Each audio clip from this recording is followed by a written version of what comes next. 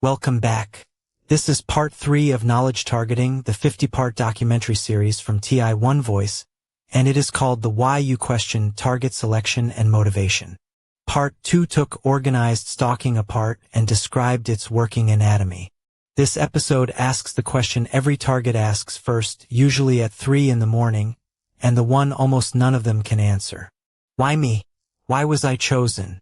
And why does nobody investigate? That is Eleanor White, and the claim is larger than it first sounds. She is not saying the question is merely painful, though it is. She is saying the unanswered question is itself a barrier, a working part of the machinery that keeps this crime out of reach. An unanswered question, in this setting, is not inert. It does something. Over the next 2 hours we will examine exactly what it does, and to whom. Knowledge targeting collects, in one place, what the targeted individual community has managed to learn about its own situation. 50 episodes, roughly 2 hours each, drawn from a book of the same name and from an indexed archive of thousands of documents. Some of it is court record and declassified file. Some of it is testimony that has never been tested. The series tries never to blur which is which, and to say so when it cannot tell. This is part 3 of 50 and the third episode of section 1, which runs for 10 parts and defines the phenomenon before a single piece of technology is discussed. Order helps but is not required. Each episode is built to stand on its own, so if this is the first one you have found, nothing here assumes you saw the other two. What is assumed is patience, because the argument is cumulative rather than sensational. Part 2 was called The Anatomy of Gang Stalking. It laid out the master menu, the catalog from which each target's program is assembled, and the staging principle that dresses every act as ordinary bad luck. It described the how. This episode asks the why. And part 4 turns to the most detailed field investigation the community has. David Lawson, a private investigator who says he rode with the groups themselves, published as Cause Stalking. A word about where this series comes from. TI One Voice is a documentation platform built by targets for targets. It holds an evidence library, where an incident can be logged with its date, time, place, and attachments, and kept. It holds a knowledge base of thousands of indexed source documents, searchable by meaning rather than keyword. And it holds a community wall, with secure messaging in dozens of languages. Joining costs nothing. The address is tionyvoice.org. There is also TITV, the community's live stream, running 24 hours a day, 7 days a week. Documentaries, interviews, recorded talks, and this series in full free to watch with no account required. You will find it at meet.witisk.org, under Public, then TITV. And every episode also exists as a written article, with the sources listed line by line, for anyone who would rather read than watch or wants to check. It is fair to ask how a script like this gets written. Chapter 3 supplies the spine. Then each section is put as a question to the TI One Voice knowledge base, and the passages that come back, court records, wiki entries, community reports, academic papers, are read against the chapter and worked into the narration. Nothing is written from memory. Where a figure or a quotation appears, the document behind it can be named. For rules govern this series, and this episode will test all 4. Documented fact and contested claim are kept visibly apart. No private individual is ever named as a perpetrator, not by us and not inside the testimony we quote. Quotes stay short and carry their source in the same breath. And where the evidence stops, the narration says so, rather than smoothing the gap over with confident language. That last rule matters most here.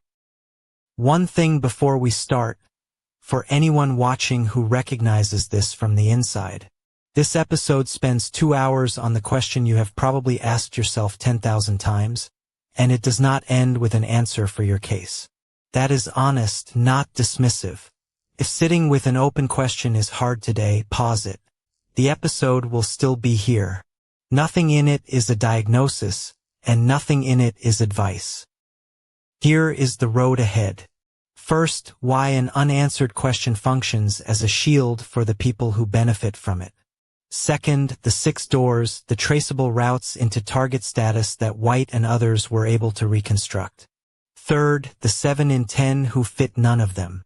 Fourth, the lie campaign that keeps a program running long after any original reason has gone. And fifth, what all of that costs. So, the chapter proper. Its first section carries a deliberately strong title, The Barrier That Defines the Crime. White is not ranking difficulties for the sake of it. She is arguing that of everything standing between organized stalking and public recognition, the deniability, the absence of physical marks, the psychiatric framing, the single largest obstacle is that targets cannot say why. Let us take that argument apart and see whether it holds. Notice what White is not claiming. She is not saying targets are upset by the question, though of course they are. She is making a structural claim. The missing answer is an active component of the system that protects this behavior. That is a much harder thing to assert, and it needs testing. Does an unanswered question really do work in the world? Follow it into a police station and you can watch it happen. Police, doctors, lawyers, journalists, different professions, one shared requirement. Bring us an account that hangs together. Jealousy, money, revenge, an ex-partner who will not let go. These are legible motives, and a legible motive gives an investigator somewhere to start. The target who says many strangers have organized against me for reasons I do not know is not lying. They are simply failing a test that every complaint desk applies before anything else. White then draws the chain out, and it is worth saying slowly because each link is ordinary and the result is not. Without a motive there is no starting point. Without a starting point there is no investigation. Without an investigation there is no exposure. Without exposure, whatever is happening simply carries on. No conspiracy is required at any single link. The apparatus is doing exactly what it was designed to do. And here the knowledge base offers something the chapter does not. In Socialist Workers' Party versus Attorney General, a United States federal court documented years of surveillance, infiltration, and personal sabotage against a lawful political party, with, in the court's account, no evidence of crime to justify it. Those targets could not have explained why they were chosen either. The program was real regardless. Absence of a knowable motive is not, by itself, absence of a perpetrator. White's analysis then splits in two, and the split matters. Why was this person chosen is one question. Why has it continued for year after year is a completely different one, with a completely different answer. Selection may be lost to history. Continuation, she argues, runs on its own engine. An ongoing lie campaign, a set of manufactured rumors that recruits new participants and licenses their hostility long after any original grievance stopped mattering to anyone. So what does the traceable minority look like? White catalogs 6 doors into target status. Whistleblowing, disclosing something an employer wanted buried. A contested inheritance. A hostile divorce. Witnessing a crime. A personal grudge, often trivial and often ancient. And outspoken broadcasting. Writing, campaigning, speaking in public about something inconvenient. The next stretch of this episode takes each of these apart in turn. For now, hold the list and hold one number alongside it. Those 6 doors, on White's own estimate, account for roughly 3 targets in 10, which leaves 7 in 10 with nothing. No disclosure, no dispute, no witnessed crime, no enemy they can name. Note what she does here. She publishes the number that weakens her own catalog. That is the mark of an honest estimate rather than an advocacy one. It is still an estimate, though, a practitioner's impression, not a measured population figure. So hold this before we go further. Not knowing why is not evidence that nothing happened. It is, on White's reading, exactly what a well-built system would produce, a phenomenon designed so the why cannot be recovered from the target side. Whether that design exists is contested, and this series will keep saying so. But the pattern is real enough to examine. So let us open the first door and start with the whistleblower. So we come to the first of White's two questions. Why this person and not another? Her answer is a catalog. 6 categories of initial selection recur across the organized stalking literature, and she calls them doors, entry points into target status.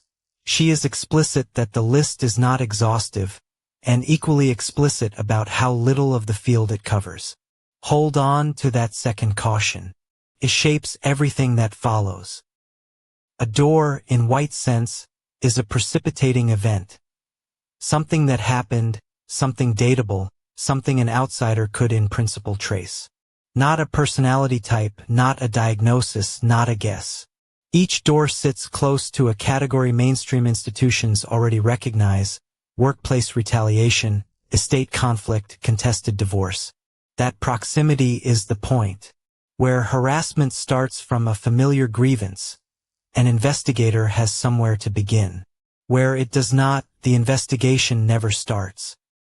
Across the 6 doors together, White estimates that roughly 3 targets in 10 can identify how they entered. That number deserves a careful label. It is an estimate drawn from case reports and correspondence, not a survey with a sampling frame, and White does not claim otherwise. Treat it as the honest impression of someone who read thousands of accounts over many years. It is the shape of the field, not a measurement of it.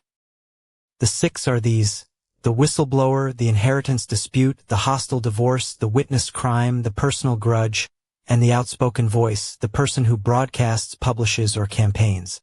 This block opens the first 3, the doors that turn on employment, money, and family. The next block takes the remaining 3, where the trigger is something seen, something said, or something somebody simply decided. 6 doors, 1 catalog, and a very large gap after it. Because the arithmetic runs the other way too. If 3 in 10 can name a precipitating event, 7 in 10 cannot. No disclosure, no dispute, no crime witnessed, no enemy made. Nothing to point at and say, that is why. Those targets approach every institution without the one thing the institution asks for first: a motive. This is the part of the chapter that does not resolve, and we will not pretend otherwise. Which raises a fair objection. If most cases have no traceable door, why spend time on the minority that does? Because the minority is where the phenomenon becomes legible.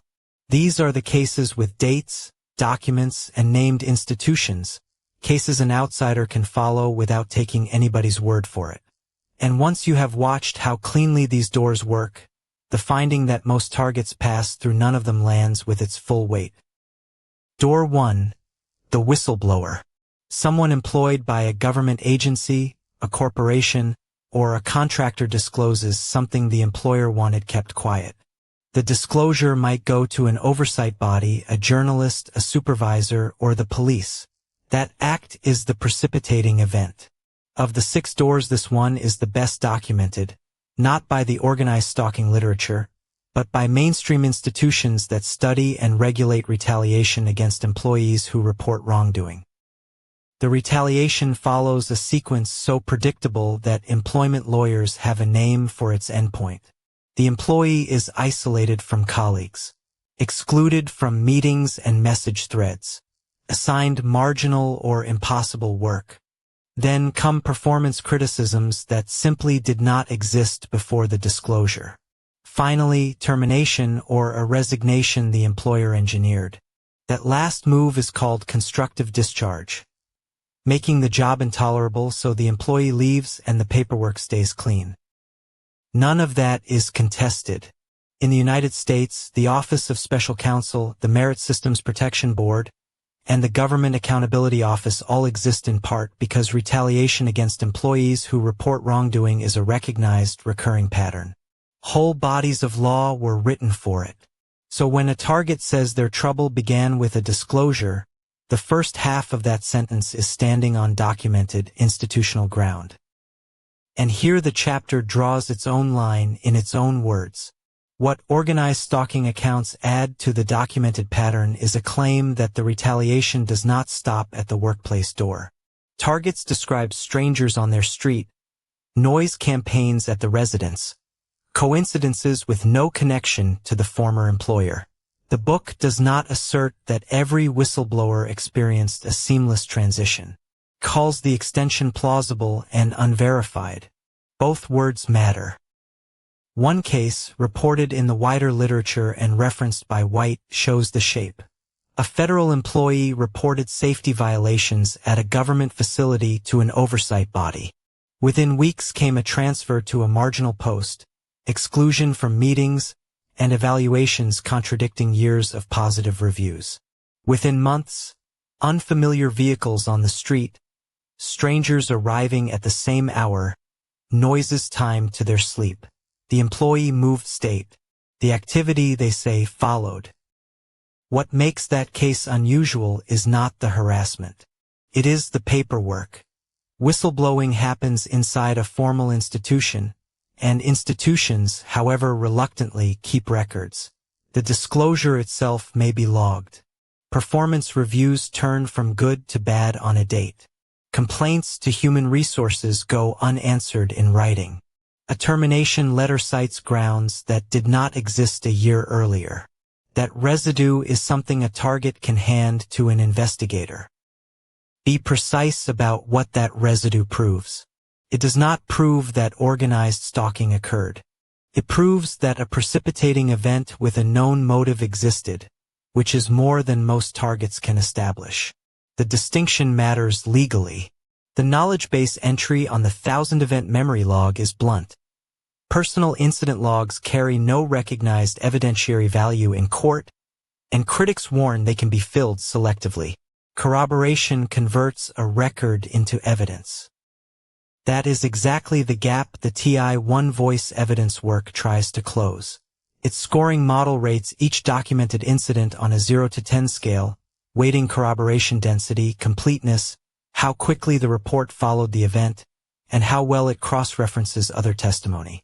The declaration guide is equally plain about the limits. Documenting everything creates a record, but it does not start an investigation, and it does not guarantee that anyone believes you. Door 2. The inheritance dispute. A family member is cut out of a will, receives less than expected, or contests how an estate was divided. Money and property become the precipitating event. In their ordinary form, these fights are ugly but bounded. Lawyers are hired, courts decide, settlements are reached or imposed, and eventually the thing ends. What targets describe in the accounts White collects is a version that does not end. The harassment continues after the estate is settled. It continues across relocations years later, and it involves strangers with no visible connection to the family or the dispute. The original conflict looks like a reason for the targeting to begin, but nothing about it explains the targeting scale or its duration. That gap, between a bounded motive and an unbounded campaign, will recur at every door we open. Note it now. And here the chapter does something unusual for this literature. It downgrades its own case. The inheritance files are fewer and thinner than the whistleblower files. They are first-person testimony without the documentary residue that institutional whistleblowing leaves behind. The pattern is plausible. A relative with money and a network could, in principle, commission harassment against a rival heir, but plausible is not demonstrated, and the chapter says so plainly. Door 3. The hostile divorce. A marriage ends and one spouse, usually the one with more money or a wider social circle, carries the conflict past the legal resolution. Custody raises the stakes, and in some accounts the children become a vector as well as a prize. The targeted parent's relationship with them eroded through allegations and restrictions. Family courts see coordinated smear campaigns often enough that the pattern has its own contested literature. The organized stalking claim extends that recognized pattern in two directions. Duration. The harassment outlasts the proceedings by years, long after the assets are divided and the children have grown. Reach. It follows the target into new neighborhoods, new workplaces, new relationships, involving people who never knew the former spouse. The knowledge base notes what that costs, friends and colleagues withdraw, and the isolation compounds whatever the original campaign was. 2 of the 3 doors we have open share a structure worth naming. The inheritance dispute and the hostile divorce both involve people who already know the target intimately, who already have a motive, and who may already have a social network that can be switched on. That is what makes them plausible starting points. 3 doors remain: the witnessed crime, the personal grudge, and the outspoken voice. Those come next. An embittered ex-spouse rarely has to recruit strangers from nothing. The first recruits are already there. Friends, relatives, and colleagues who have heard one side of the marriage and believe it. From that ring of sympathetic listeners, the story travels outward, through the same rumor dynamics the previous part described, until it reaches people who never met either partner and have no stake in the divorce at all. White treats this as a door, not a diagnosis. So how do you tell an organized campaign from ordinary post-divorce bitterness? White proposes 2 tests: duration and reach. Vindictiveness can last for years and still be nothing more than one embittered person. But bitterness that follows a target across a national border, that recruits strangers who were never in the original social circle, and that deploys the full menu of tactics, is much harder to pin on one individual acting alone. And the distinction is not always clean. In ambiguous cases, the book says, the right response is honest uncertainty, not confident attribution to a particular door. The knowledge base makes a parallel point about incident logs. Kept selectively, they can reinforce the belief that produced them. A taxonomy that explains every case explains nothing, because it can never be wrong. Leaving cases unassigned is a strength, not a weakness. White's framework survives that test. Door 4 is the witness.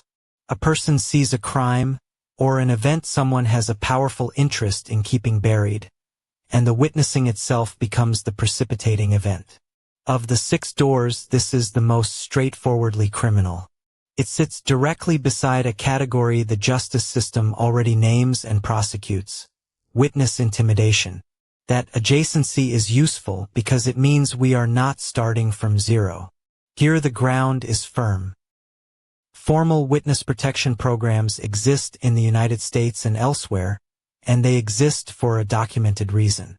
Institutions learned, case by case, that people who see crimes are sometimes at risk from the people who committed them, and that some witnesses will simply not come forward unless their safety can be guaranteed. That is not a contested claim. It is settled public policy, written into statute and funded from public budgets. What White adds to that recognized category is a quieter mechanism. A direct threat, testify and I will hurt you, is vivid, memorable, and prosecutable in its own right. The organized stalking variant is rarely so blunt. Instead, the witness experiences a slow campaign aimed not at the testimony but at the person giving it. The staged coincidences, the harassment, the rumors that the witness is a criminal, a drunk, or worse. Those rumors do not stop the witness from testifying. They ensure that by the time the witness reaches the stand, nobody in the room is inclined to believe a word. White's paraphrase of the pattern deserves to be quoted exactly, and she is careful to note that the observation is not original to her. Credibility attack is a recognized dynamic in witness intimidation cases. It reframes the harassment as rational, not inexplicable. This door produces a painful shape, and it is worth stating plainly. A witness can be telling the truth about the crime they saw and be disbelieved about the harassment that followed. Those 2 facts are not in tension. They are causally linked. The harassment exists because the witnessing happened, and its whole purpose is to make the witness unbelievable. Disbelief is not a side effect here. It is the objective. Consider what that means. The crime may be real, documented, even prosecutable, but by the time anyone looks, the witness has been made useless as a source. The knowledge base entry on isolation describes the end state. Friends and colleagues who cannot understand the account simply withdraw from it. Whether that withdrawal is engineered or emergent, the effect on a witness is identical. That is where the evidence usually dies. Door 5 is the personal grudge. Somebody was, in White's own plain phrase, ticked off, and the response is wildly out of proportion to whatever caused it. Parking dispute, a business disagreement, a perceived insult at a family gathering, a romantic rejection. The precipitating event is trivially small. The campaign that follows is vast and sustained. On the surface, this is the simplest of the 6 doors. It is also the easiest to get wrong. And here is why it is easy to get wrong.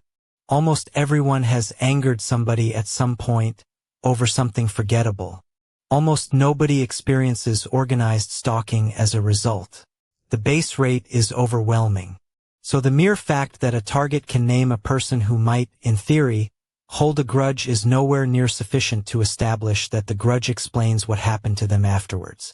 A name is not a cause. In any given case, the grudge may be the real cause, a partial cause, or something else entirely.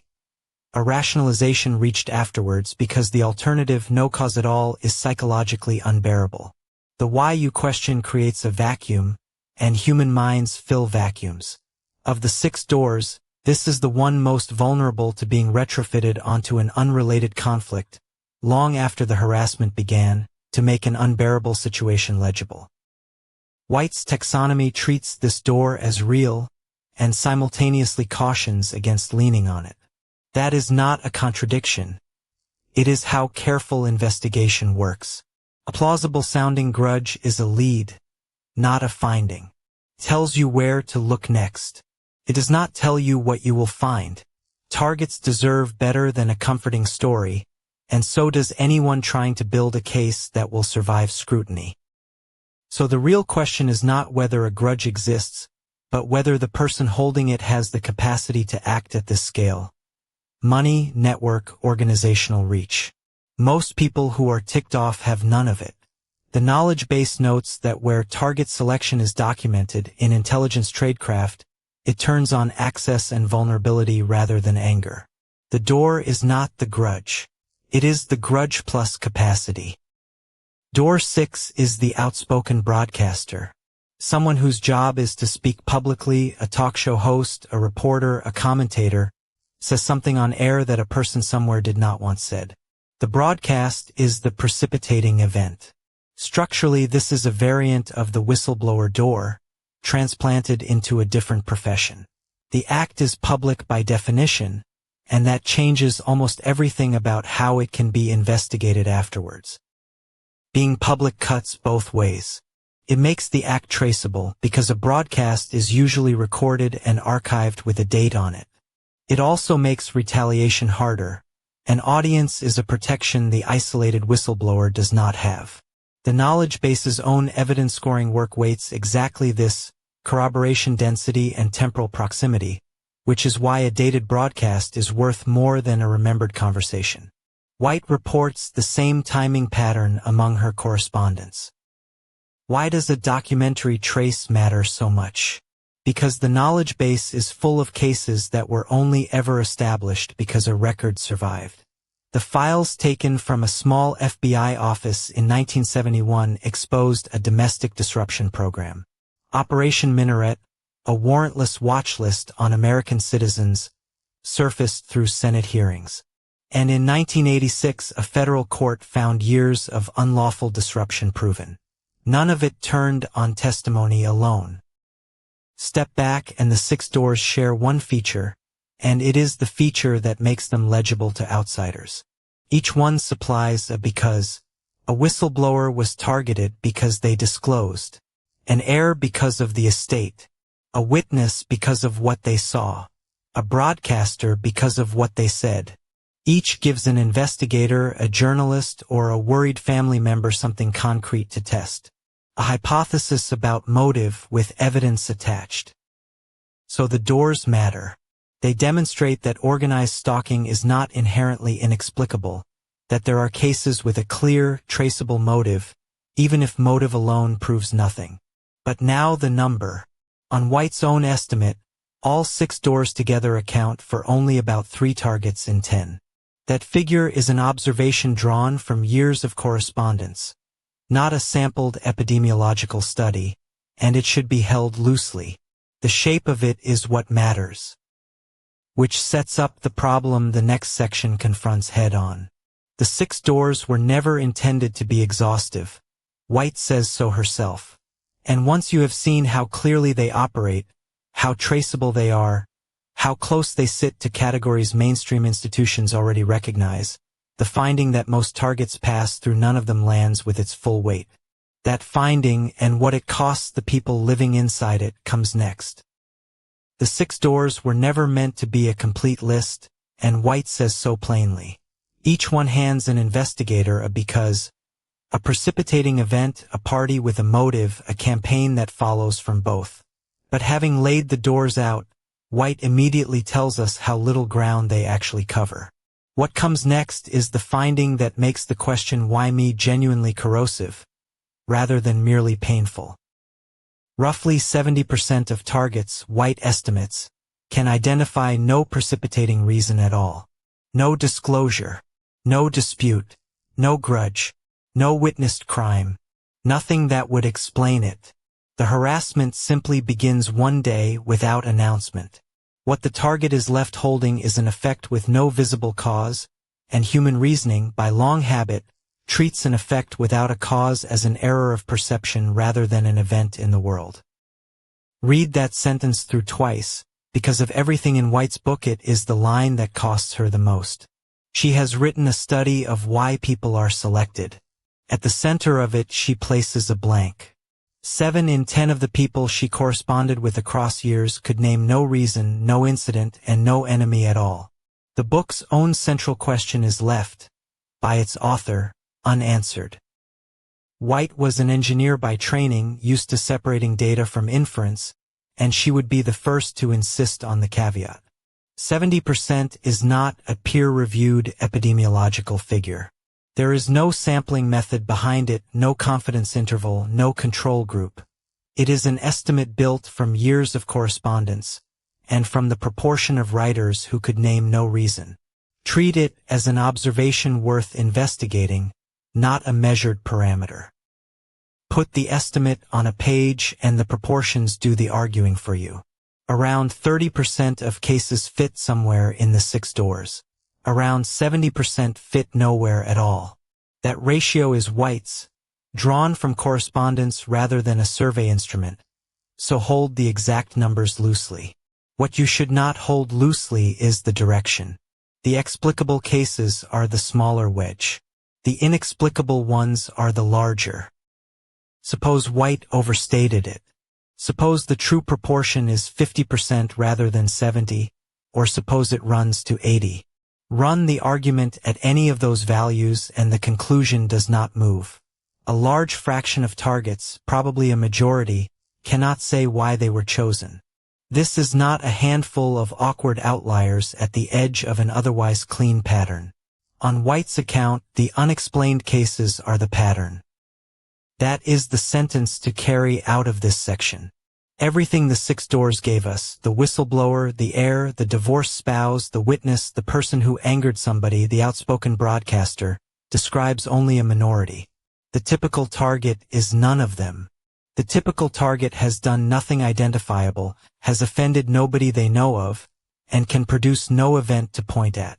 Selection, for most people, appears to be arbitrary. There is something worth noticing in how White handles this. An author looking to sell a story fills the hole. She had every incentive to supply a satisfying answer to the question every reader arrives with. Instead, she reports a blank. That candor is, counterintuitively, a reason to take the rest of her analysis seriously. A source willing to say we do not know about her own central question is not manufacturing answers. The knowledge base holds a 2022 survey of self-identified targets published as marked as dangerous. Among respondents who did offer a motive, the answers scatter widely. Anti-war activism, an open federal case, refusing a recruitment approach, organized crime, obstruction of justice, a war crimes investigation, election fraud, homelessness, musical talent, a medical error. These are self-reports, not verified findings. But the spread itself is informative. No single motive comes close to dominating. Consider what the two categories feel like from inside. A target who walked through one of the doors has, at minimum, a story that hangs together. I reported my employer's safety violations, and then it started. The story may be unprovable and disbelieved, but it makes sense. A target in the 70% has nothing to hand over. I do not know why this is happening is honest, and almost never accepted. Here is where White's claim stops being abstract and becomes procedural. Every institution a target might approach is quietly asking for a motive before it will treat the account as plausible. Start with the police. A valid complaint on the standard template includes a suspect and a reason that suspect would act. A target can often describe the conduct in detail. The field they cannot fill is the one the form treats as essential. The same structure repeats across every institution a target might reach. Policing wants a suspect with a motive. Medicine wants a symptom with a cause. Journalism wants a conflict with two sides, each side acting for reasons. 3 professions, 3 different forms, and one identical requirement underneath them: an explanation. A person who can only say this is happening and I do not know why satisfies none of them, and so passes through all. It is worth being precise about the mechanism, because the temptation is to read conspiracy into it. Nothing here requires a hostile official. Each professional is applying the ordinary standard of their own field to a complaint that field has no category for. The knowledge base holds the TI One Voice Declaration, which asks explicitly for medical recognition that such reports warrant investigation. That request exists precisely because the category does not. One historical point belongs here, because it cuts against the assumption that a person with no motive has nothing to report. The knowledge base documents Operation Minaret, in which American citizens were watchlisted for their politics without warrants. It documents the 1971 theft of files from a Pennsylvania field office, exposing surveillance of lawful political activity. And it documents a federal court finding years of disruption without evidence of any crime. White states her conclusion in a single line, and it is the hinge of the entire chapter. Not the harassment itself. Not the difficulty of proof. The unanswered why is what stops an account from traveling. Every gate the target reaches is guarded by the same question, and the honest answer fails at every gate. Notice that this is a claim about institutions rather than about targets, which makes it testable. Living with no explanation is not psychologically sustainable, so people reach. Some enlarge a real but minor grudge until it can carry the weight. Some assemble fragments into a theory that points at a particular agency or program. Some adopt an explanation ready-made from the online communities where targets gather. The reach itself proves nothing either way. It is not evidence the harassment is real, and not evidence that it is imagined. The alternative discipline is harder and, in the current state of the evidence, more accurate. Record what happens. Note the time, the place, the detail. Do not attach a conclusion the record cannot carry. A wrong answer stated confidently can be refuted, and the refutation discredits the person, not merely the claim. The knowledge base is blunt about the ceiling too.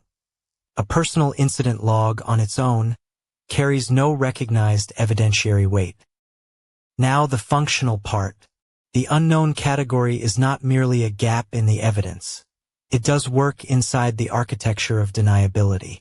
A target who cannot explain their own situation begins to doubt whether the situation is real.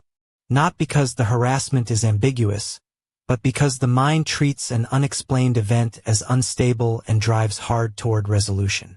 And one resolution is always available. The problem must be in me. Here the chapter's argument joins the mental health trap from part 1. A target who knows why they were selected can at least see the gap between their experience and a psychiatric reframing of it. A target with no reason has no such anchor. "You are experiencing delusions" becomes the most coherent explanation on offer. The unknown feeds the trap, and the trap deepens the isolation that made the unknown so corrosive. So the 6 doors explain a minority, the unknown explains nothing by design, and both describe only how a person entered. Neither accounts for a campaign that runs for years afterwards. Something else sustains it, and it operates independently of whatever the truth about the target actually is. Next we turn to that fuel, the manufactured reputation, the rumor set deliberately loose, and the 6 labels White says are deployed.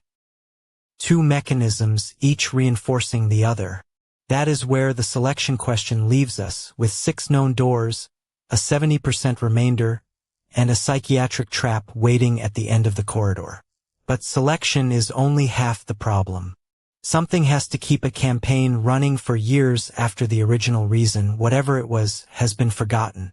Eleanor White's answer is not surveillance, and it is not technology. It is talk. It is worth being precise about what changes here. Everything so far has been about selection. Why this person out of everyone? The lie campaign answers a different question entirely. It explains why other people join in once the choosing is already done. And White's argument is that this second engine runs on its own fuel, manufactured reputational poison, deployed and escalated independently of whatever the truth about the target actually is. Her description of the lie campaign is unusually specific, and it deserves to be heard in her own words before it is taken apart. Quote, "Vicious rumors are told that the target has a long criminal record, is a thief, a prostitute, is doing or selling drugs." End quote. Eleanor White, writing in Organized Stalking, A Target's View. 5 accusations laid out plainly. There is a 6th, and she holds it back deliberately. Look at the list as a set rather than as a sequence, and a design becomes visible. A fabricated criminal record. An accusation of theft. A sexual slur, the target is labeled a prostitute. Drug use. Drug dealing. And the 6th, reserved, in White's account, for the moments when harasser supervisors want maximum effort from their people. The target is called a child abuser. 6 accusations chosen, she argues, for their toxicity. Every rumor on that list shares the same 2 properties, and both of them matter. Each is serious enough that a person who believes it feels justified in hostility. A thief, a dealer, a predator are legitimate objects of social censure in almost any community, and sometimes of vigilante action. And each is vague enough that no incident, no date, and no witness is ever attached. Serious enough to act on. Empty enough to be unanswerable. Consider what a target can actually do with each kind of accusation. Nobody can prove they are not a thief when the charge is that the target steals things, rather than that the target stole a named item on a named date from a named person. A specific accusation can be investigated, and investigation is exactly what destroys a false one. A vague accusation cannot be investigated at all, because there is nothing there to investigate. So the emptiness is not sloppiness. White's reading, and it is a persuasive one, is that the vagueness is the accusation's entire structure.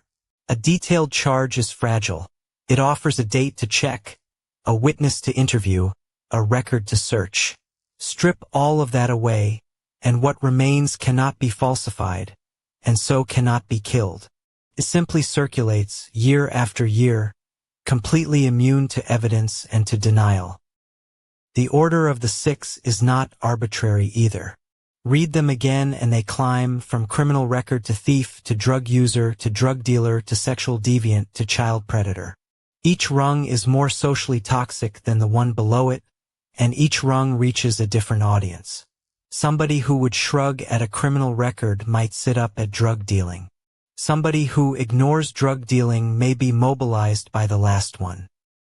That is the point of the ladder. Every escalation in the rumor's content is also an escalation in its recruiting power. The more toxic the label, the more people feel compelled to do something about it, by conscience, by social pressure, or by the plain fear of being seen as complicit if they stand by and do nothing. The lie is not simply an insult aimed at the target. It is a recruitment advertisement aimed at bystanders.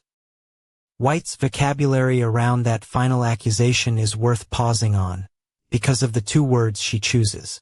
Quote, "When supervisors really want maximum effort from their troops, that the target is a pedophile." End quote. Supervisors. Troops. That is not the language of gossip drifting across a garden fence. It is the language of a chain of command and of a message that somebody decided to deploy at a particular moment. If that framing is even partly right, the lie campaign is not an organic social phenomenon, not the kind of rumor that arises by itself in a community under stress, but a managed one. The content may be false while the distribution is organized. But here we should be careful. That stronger claim that lie campaigns are directed rather than emergent cannot be verified from outside in any particular case. It remains a hypothesis. What can be supported is the weaker claim, and the weaker claim is still substantial. Whether directed or emergent, the rumor's white catalogs do a job that is entirely independent of why the target was chosen. They do not explain selection. They explain participation, why a neighbor, a colleague, or a complete stranger takes part once somebody else has done the choosing. A sustaining mechanism, then, and not a selection mechanism at all. And it sustains itself because the loop closes. A rumor is planted or simply repeated. Neighbors adjust their behavior toward the target. Colder, warier, occasionally hostile. The target notices and protests that something is badly wrong. That protest, to anyone who already holds the rumor, reads as proof. Agitated, aggrieved, exactly what a guilty person is imagined to look like. The rational response to being defamed becomes the defamation's best supporting evidence. The knowledge base holds an entry on military deception that is instructive here, though it is an analogy rather than a finding. Formal deception doctrine follows a cycle. Planners first study the target audience, then build a story that is, in the doctrine's own phrase, plausible and consistent with the audience's existing knowledge and expectations. White's 6 labels satisfy exactly that requirement. They are ordinary, believable, and utterly familiar. That is precisely what makes them work. Now the 6th label, which White singles out as functionally different from the other 5. Thief or dealer may earn a target cold shoulders, exclusion, and a degree of informal harassment. An accusation involving children does something else. It does not merely permit hostility.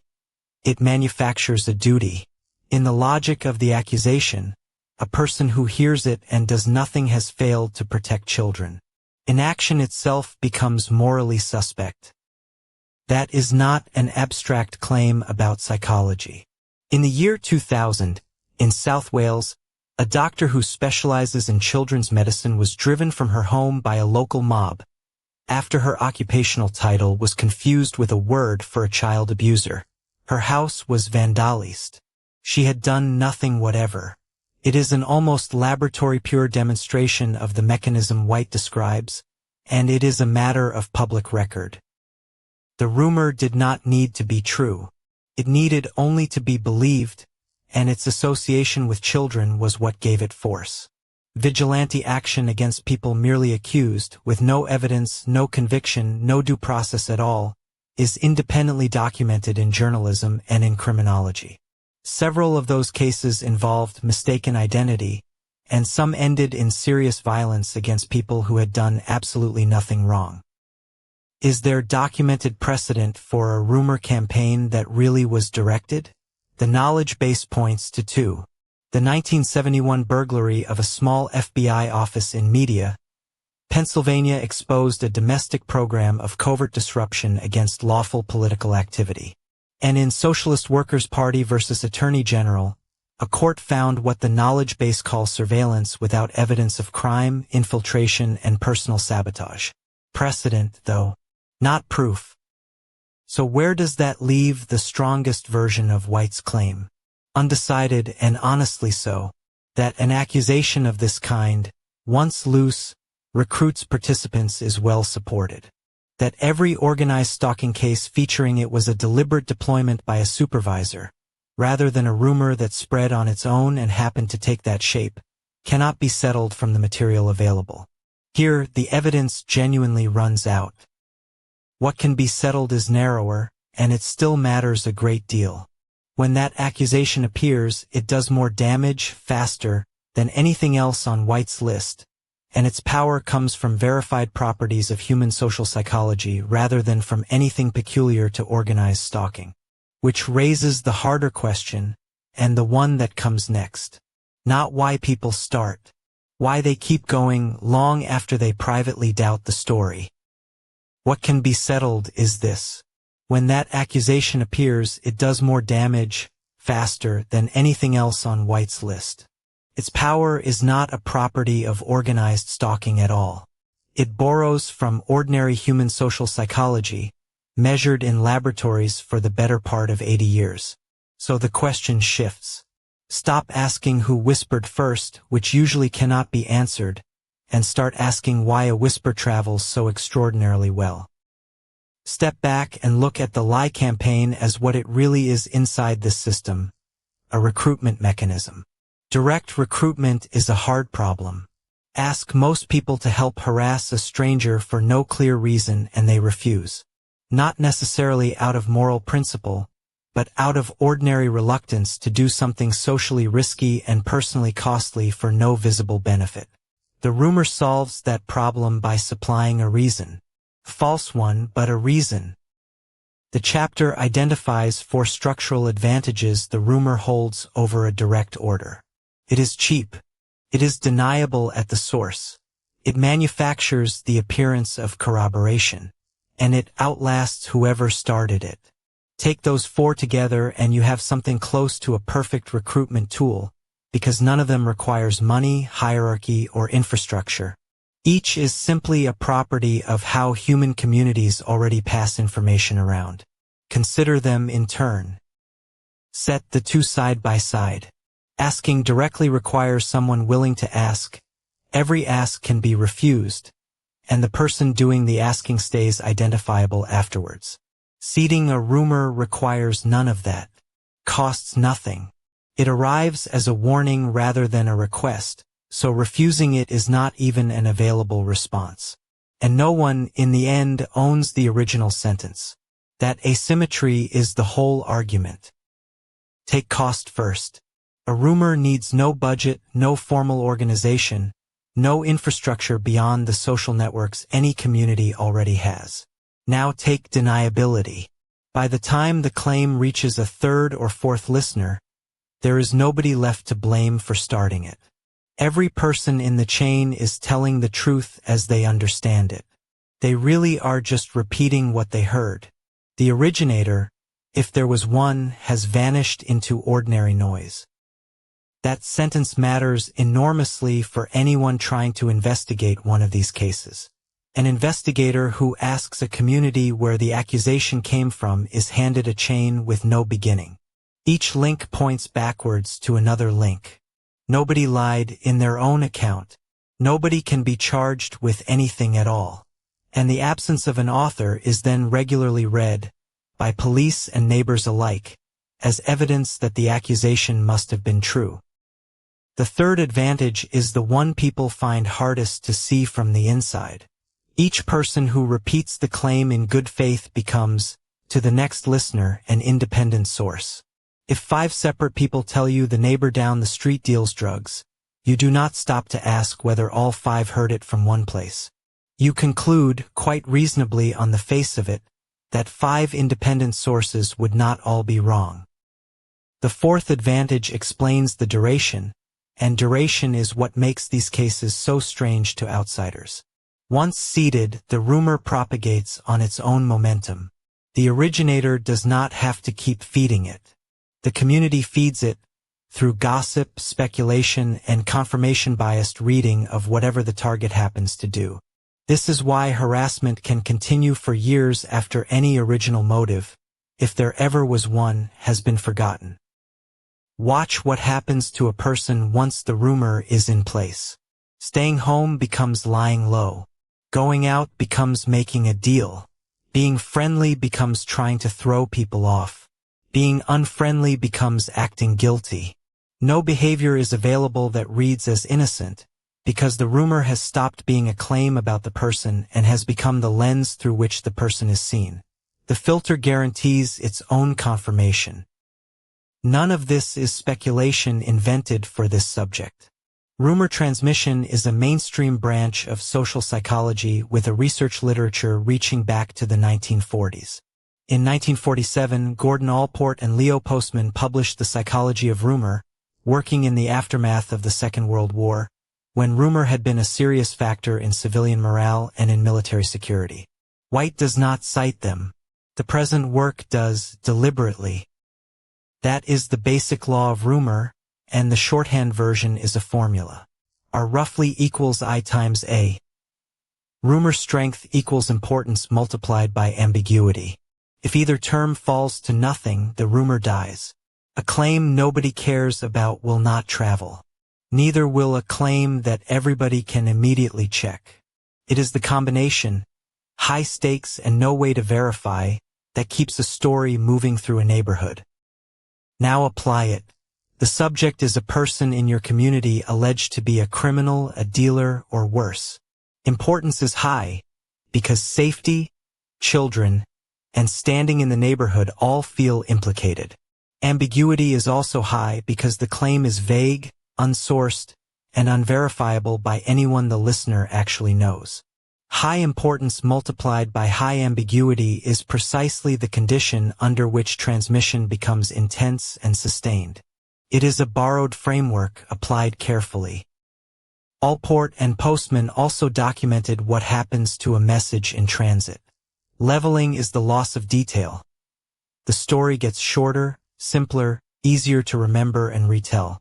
Sharpening is the exaggeration of whatever survives, especially the parts that are dramatic or that match an expectation the listener already holds. I heard he might have been involved in something with drugs becomes, after a few retellings, everyone knows he is a dealer. Notice what has been stripped out. Might have. Someone said. I am not sure. Every marker of uncertainty is leveled away, while the accusation itself is sharpened. So by the time the story reaches somebody actually inclined to act on it, it no longer presents as a rumor. Presents as established fact. That person then acts in the sincere belief that they are responding to something known. The chain has laundered a guess into a certainty. This has a consequence worth stating plainly, because it cuts against the way these cases are usually imagined. No organizer has to brief every participant. The rumor does the briefing, and it grows more certain and more actionable with every retelling. That does not prove nobody organizes anything. It proves something narrower and more useful. A campaign of this shape does not require a large payroll to keep running. That distinction is worth holding on to. Which brings us to the detail targets report most often and outsiders find least credible on first hearing. Strangers seem to already know things about them. People they have never met behave as though briefed. Said aloud, it sounds like the most paranoid claim in the whole account. Under the rumor model, though, it is not merely plausible. It is the expected outcome, and it would be surprising if it did not happen. A stranger who lives on the same street, works in the same building, or shops in the same places may have absorbed a version of the claim through 4 or 5 channels that all felt separate. No handler recruited them. They arrived at hostility through the entirely ordinary process of believing what the people around them believe. Everyone says the same thing is a product of the cascade structure, not of converging evidence. The knowledge base holds the documented ancestor of this tactic. Under COINTELPRO, running from 1956, the Bureau sent anonymous letters, planted press stories, and used what agents called badjacketing. falsely labeling an activist an informer so their own community would turn on them.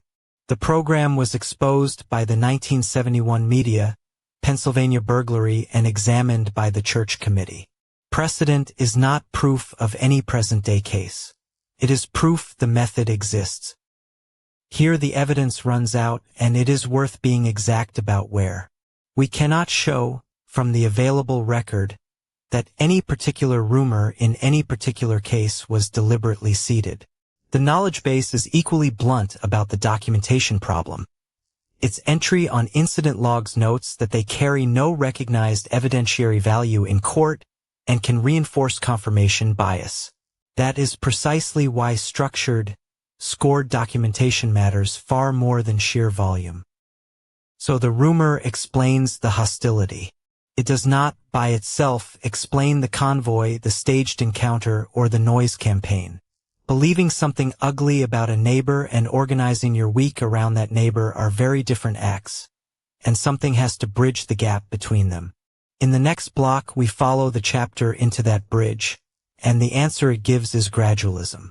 Nobody is asked on day one to harass anyone. So the rumor arrives stripped of every doubt, and a stranger who has never met the target believes it as settled fact.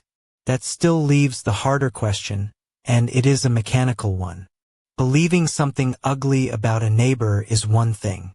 Driving a particular route at a particular hour, week after week, is quite another.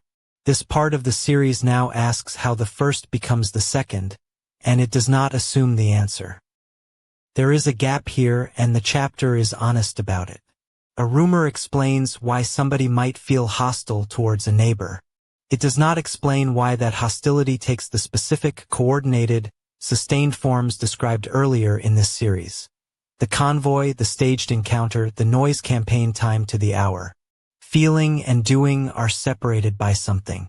Whatever bridges that gap is the actual machinery, and it has to be found. The bridge, in most accounts, is gradualism. Nobody is asked on day one to harass a stranger. The first request is small. Watch that house, note who comes and goes, keep an eye out. In the accounts of targets, and in David Lawson's undercover fieldwork, those requests arrive wrapped in the language of community vigilance. There is no obvious reason to refuse. Refusing might even look suspicious, as though you did not care about safety. Then the asks escalate, and each escalation is measured only against the one before it. Watching acquires a schedule. Reporting acquires colleagues. Coordination acquires a task. Drive this route at this hour. Make this remark within earshot. Contribute to the noise at 11. No single step is a departure from the step before it. That is the whole mechanism.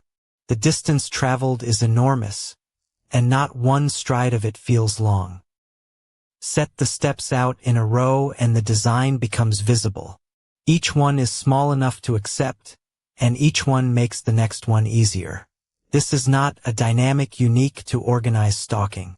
It is the ordinary architecture of participation in harm, and it works because human beings judge an action against the action they took yesterday, rather than against the person they believe themselves to be a year ago. That sentence matters because it explains something otherwise baffling about participants. The person who would have recoiled at the idea of harassing a stranger does not remember deciding to harass a stranger. They remember becoming steadily more involved in something that began as watchfulness. By the time the behavior is viewed from the outside, unmistakably harassment, the social and psychological investment is far too large for reversal to feel like a live option. Stanley Milgram's obedience experiments at Yale, beginning in 1961, demonstrated the same escalatory logic under laboratory conditions. Ordinary volunteers believed they were delivering electric shocks to a stranger on an experimenter's instruction. The voltage rose in small increments. Nobody was asked at the start to deliver a dangerous shock, only a mild one. By the time the dial reached the dangerous end, the participant had already accepted the procedure and the authority behind it. In Milgram's baseline condition, 65% of volunteers continued all the way to the maximum setting on the dial. 26 people out of 40. They were not selected for cruelty. They answered a newspaper advertisement in New Haven. Many were visibly distressed while they complied, and they complied regardless. It is among the most examined findings in social psychology, and what it measures is obedience under incremental pressure, not sadism. In the laboratory, the authority wore a coat. In a neighborhood, there is no such figure, and the chapter argues that none is needed. The authority is the manufactured consensus itself, the settled feeling that everyone already knows. The knowledge base entry on astroturfing describes precisely this move, engineering the appearance of agreement so that a manufactured position arrives looking like the ordinary opinion of ordinary people. The participant obeys a crowd assembled for the purpose. The early acts can all be framed as protective. Watching is civic. Reporting is responsible. Only later, when the participation has deepened and the protective story has worn thin, does the participant confront the possibility that they are inside something unjustified. And by then, the confrontation is expensive. It would require them to reinterpret months of their own conduct as harm, and almost nobody does that willingly or quickly or alone. Consider what stopping would actually cost. It would mean renaming months of your own conduct as harm. It would mean losing a group that has become a significant part of your week and your standing in it. And there is no quiet exit because withdrawing is itself a statement about what everyone else is doing. The exit closes on this account, not through threats but through arithmetic. The arithmetic is entirely ordinary. The loop behaves like a ratchet. A request is made, compliance feels civic, and the person's picture of themselves quietly adjusts to accommodate what they have just done. Because the self-image has shifted, the next request no longer looks extreme. Round the loop again. Nothing inside the cycle pushes the other way, which is why participation, once it has begun, tends to deepen rather than simply lapse. There is no natural point at which it stops. The second half of this section turns from the individual to the network and makes a simple observation. The lie campaign does its most effective work where social ties already exist and trust already flows along them. A rumor arriving through a trusted friend, a respected neighbor, a family member is far more likely to be believed and far more likely to move somebody to act than the same words from a stranger. The chapter records the phrasings. A brother-in-law mentions there is something you should know about that man on the corner. A colleague says a few of us have noticed some things. A neighbor says we are keeping an eye on the situation, in case you want to help. Each sentence carries the authority of the relationship it travels through, and none of them sounds like recruitment because none is asking for very much. This is also why the harassment can scale so quickly. An organizer does not need to approach every participant individually. They need a few people who sit well connected inside existing networks, and those people recruit onward, each drawing on their own relationships and their own standing. The spread follows the same channels that carry benign gossip. The difference is not the channels at all. The difference is what flows through them. The network view also predicts something counterintuitive. A target who has recently moved, with few local ties, gives the rumor fewer channels to travel through, so it spreads slowly and unevenly. A target embedded in a dense community, a long-time resident or a long-serving employee, gives it abundant channels, and the local social environment can saturate within days or weeks. Depth of belonging becomes the variable that sets the speed. Is any of this documented? The recruitment of ordinary people into the surveillance of their neighbors certainly is. In 1971, activists took files from a Federal Bureau of Investigation office in Media, Pennsylvania, and exposed a program that monitored lawful political activity using informants embedded in communities. A Senate committee investigated in 1975. A federal court later found infiltration and sabotage of a lawful political party. Precedent, though, is never proof of a present case. Here the chapter reaches its bleakest observation. The network that ordinarily sustains a person, the web of relationships supplying practical help, emotional support, and a sense of who they are, becomes under the lie campaign the infrastructure through which the harassment is delivered. Nothing new has to be built. The same lines carry the opposite cargo, which is why targets describe the experience so consistently as isolation rather than as attack. It is worth being precise about what this section is. The gradualism is well documented in the Psychology of Ordinary Harm.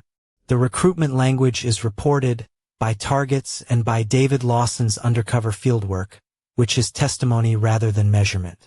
What nobody has produced is a single campaign followed end to end, from first rumor to first coordinated act, with the chain visible throughout. This is a model that fits the reports. Here the evidence runs out. So the gap is bridged. Gradual asks convert belief into conduct, and existing networks convert one organizer into a crowd. That accounts for how a campaign begins. It does not account for how a campaign lasts, sometimes for years, long past the point where any thinking participant could still credit the founding rumor. For that, the chapter turns to a single sentence of Eleanor White's, and to the uncomfortable subject of peer approval. Section 6. Why they keep going. The lie campaign explains how the harassment starts. It does not explain how it continues year after year, long past the point where any careful participant would still believe the founding rumor. Rumors decay. Enthusiasm tires. Something else has to be doing the work of keeping people out there week after week, month after month. White offers an answer, and it is an uncomfortable one. That is arguably the single most important sentence in White's whole account of motive. Read it again slowly. She is not saying that these harassers believe the rumor. She is saying that some of them keep going in order to stay in good standing with the people around them. The harassment is not really the point. The approval is the point. The target is simply the occasion on which approval gets earned. White is careful to allow for both kinds of participant. Some are true believers, sincerely convinced by the founding story, acting out of what feels to them like civic duty. Others take part while privately doubting, or while quietly knowing better, because withdrawing would cost them something they value more than the truth. From the target side of the window, the two are indistinguishable. And this is White's inference from testimony and fieldwork, not a survey of participants. So what does the group actually supply? Standing, first of all, among the specific people you live beside. Then belonging, with its own vocabulary and its own private jokes. Then purpose, the sense of being useful and of being on the right side of something. And finally permission, because when everyone is doing it, no single person has to carry the weight of having done it alone. None of that requires the founding rumor to still be true. Notice how much rides on that diagnosis. If harassers are essentially believers, the remedy is evidence. Show the record, correct the story, and the decent ones drift away. If harassers are essentially members, evidence changes almost nothing, because belief was never what held them in place. Then the remedy has to work on the price of staying and the price of leaving. Same behavior on the street, an entirely different lever. Here is the reframing, and it is worth sitting with. The rumor's job was to get the group started. Once the group exists, it can run on its own internal dynamics, and it no longer needs the rumor to be true. The target's innocence becomes, in a functional sense, beside the point. That is an unsettling thought, and it should be labeled honestly. It describes how such groups behave. It measures no particular one. None of this was invented for our subject. The knowledge base entry on groupthink describes cohesive groups collectively rationalizing harmful conduct and dismissing evidence of wrongdoing. The entry on coercive persuasion names organized peer group pressure as a distinct phase. The entry on love bombing describes self-esteem becoming tied to a group's continued approval, with agreement rewarded and questioning met by withdrawal. Ordinary findings about groups, applied here by analogy rather than by direct study. The clearest laboratory evidence for the mechanism comes from Solomon Asch, whose experiments were first published in 1955. A volunteer sat in a room with several other people who were secretly working for the experimenter. The group was shown a line and asked to match it against 3 comparisons. The task was trivially easy. Tested alone, people made almost no mistakes. Then the others, answering first, began unanimously giving an answer that was plainly wrong.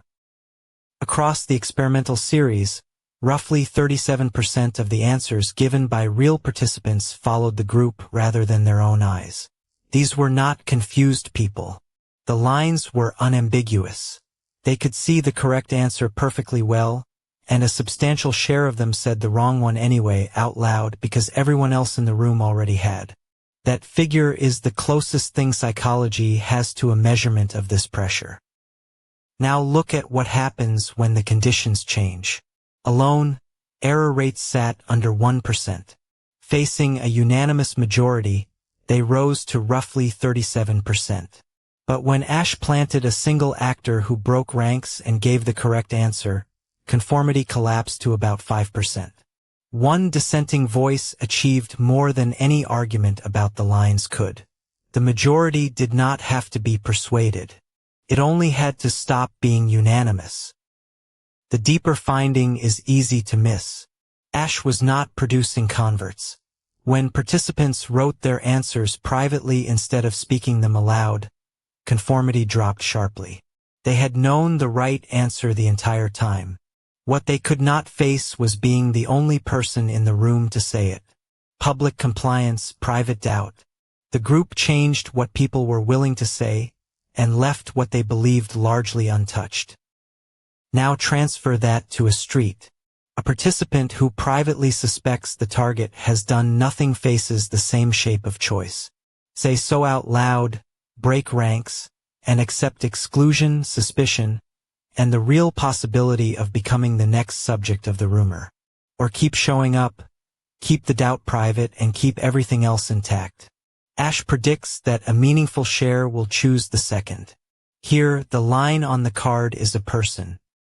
The hopeful part of Asch's work travels too. The lone dissenter mattered far more than any argument did.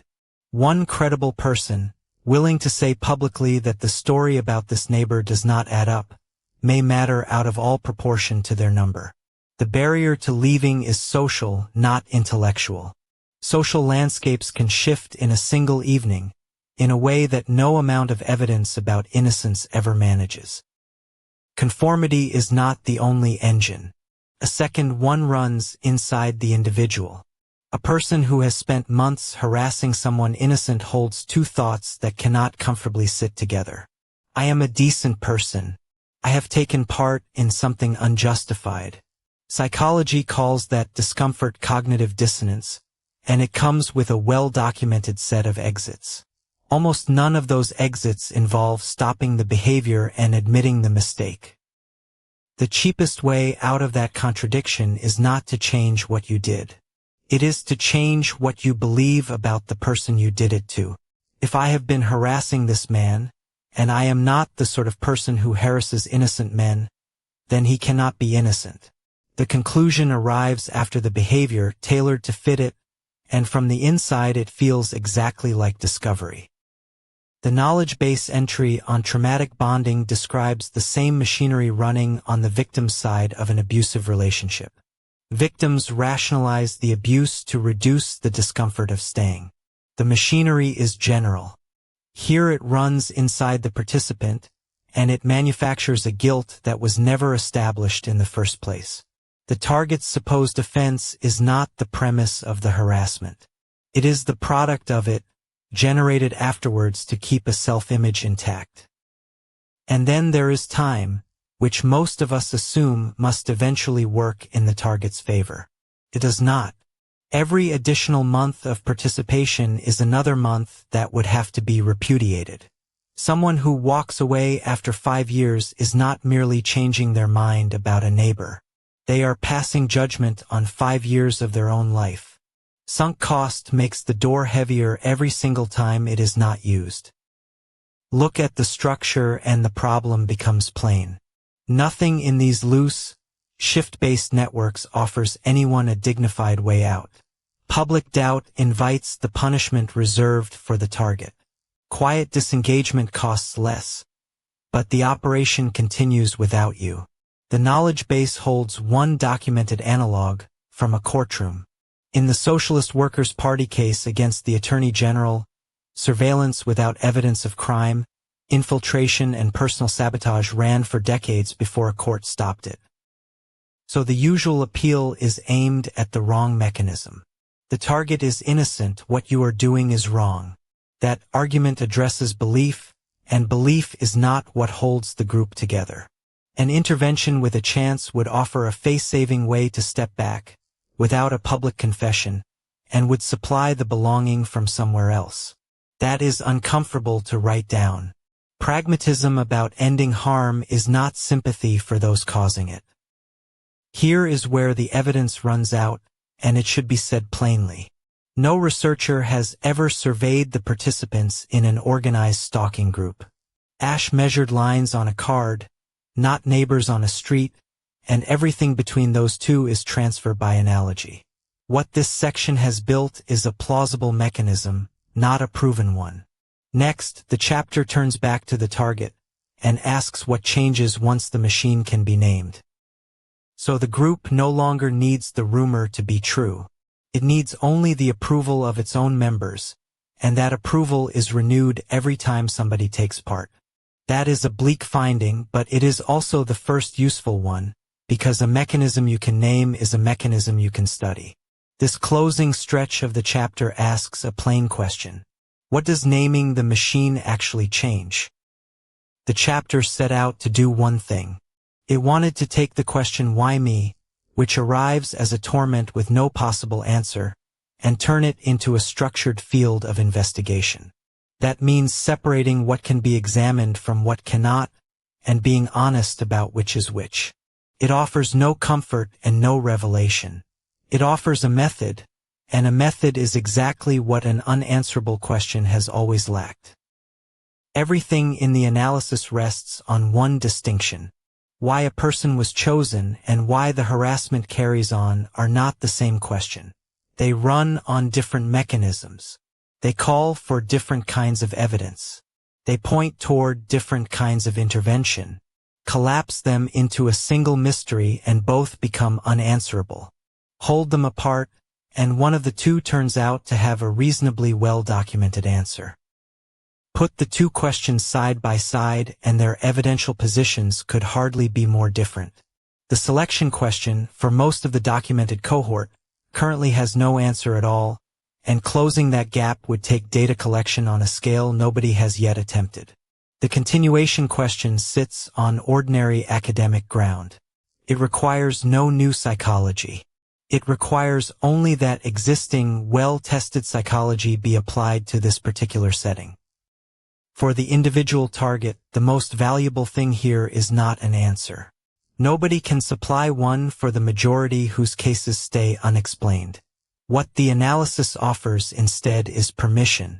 Permission to stop treating the absence of an explanation as though it were evidence of something shameful or hidden or deserved. The silence where a reason ought to be is a gap in the record. It is not a verdict on a person. Recall the figure from earlier in the chapter.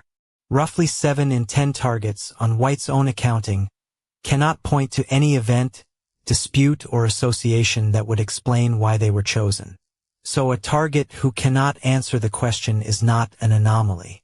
They are the majority.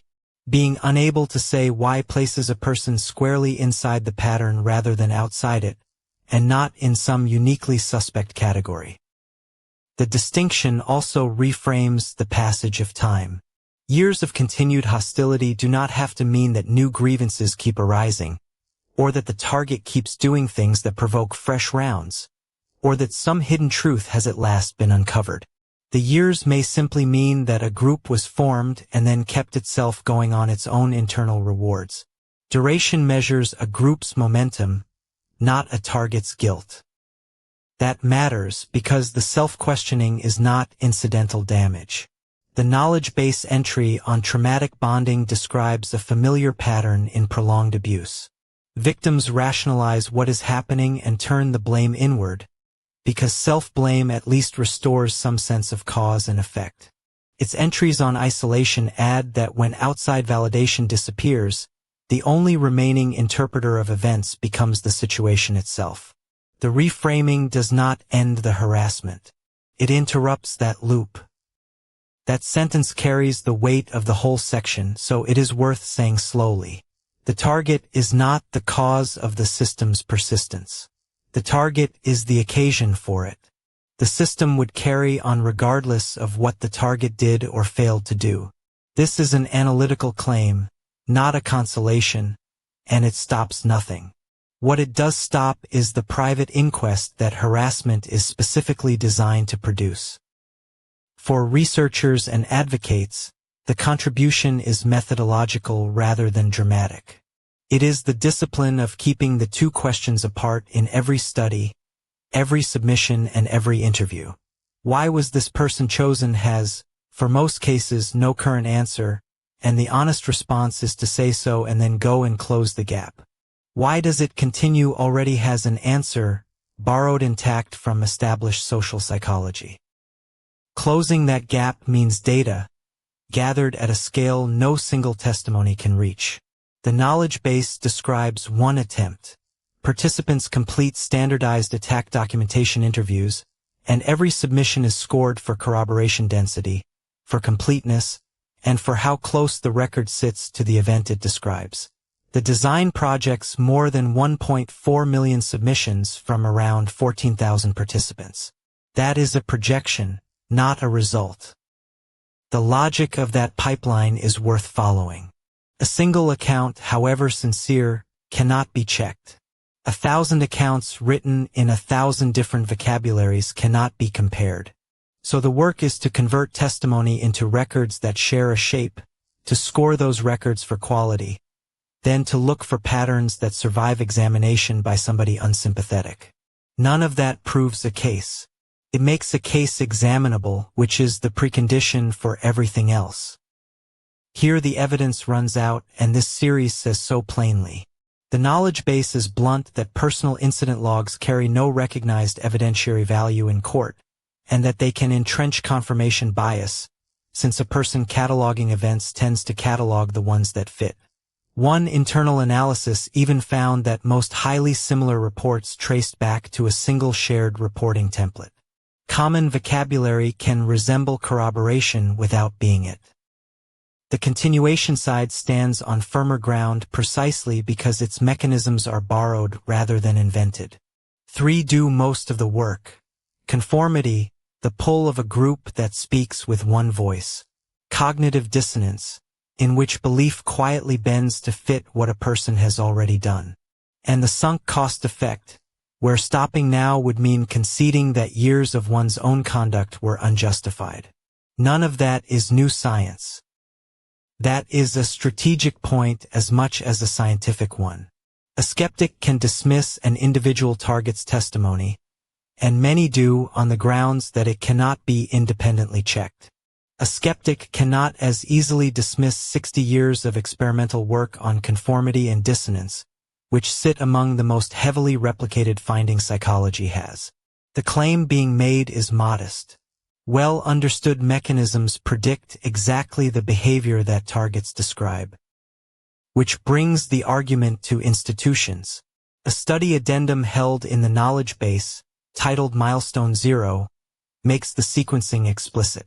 Recognition has to come before remedy, because no investigation, no protection, and no compensation can be built on a category that officially does not exist.